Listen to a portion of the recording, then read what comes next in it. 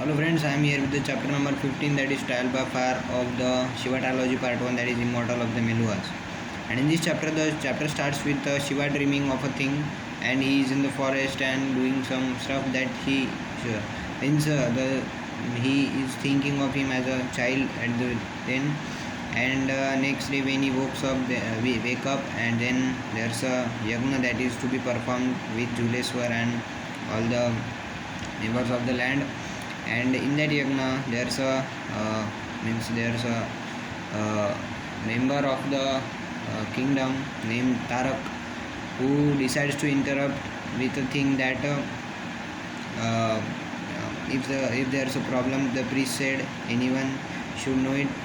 So Tarak just interrupts by saying that Sati is a vikarma and she shouldn't be allowed to attend this yagna. So before continuing the story from the same chapter, I would like to disclose a story from a previous chapter that I skipped. So that was about the conversation between the priest of the Mohenjo-daro and Shiva, and that was about a thing what Sati wanted from other people, means the people whom she loved. So that was a thing, respect. Respect was the thing that she needed, that she needed to be appreciated, and Shiva was disrespecting her when he always tried to save her. So um, this was the whole story, and now I will continue the story from the same.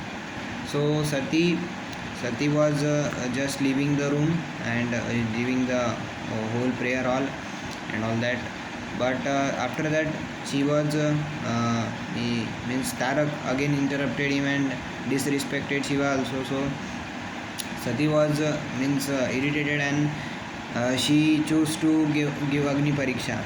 And at the end, there was a decision that Tarak and Sati will fight, because Shiva just stood for the thing that Sati should fight with Tarak, just because that priest had said that he should give her enough respect to achieve the love that he wants from her. And the next day, there's a whole discussion between, the day before, the next day, means that same day, there's discussion with Sati of Brahaspati and Parvateshwar and Nandi and Veerbhadra, and at last Shiva. So Shiva says that the combat weapon should be chosen by Sati should be a sword, means a little sword, and that could means just be enough for, because Tarak had long hands, and that the flow should be disrupted through a small weapon. So that was the logic behind that, and everybody agreed with it. And after that, the whole war was fought. It's very hard to describe the frequency of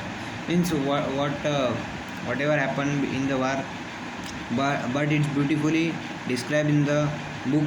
I will not describe it. I will just say that at last, Tarak was a bit careful of all the wars that Sati had planned. He knew what she was going to do next. But at the end, Sati won, and she at last forgave Tarak for his life, and he was then admitted to the hospital. Though this whole thing is in the next chapter, so this chapter ends with the thing of Sati defeating Tarak. And that was this chapter. I will meet you in next chapter. Thank you.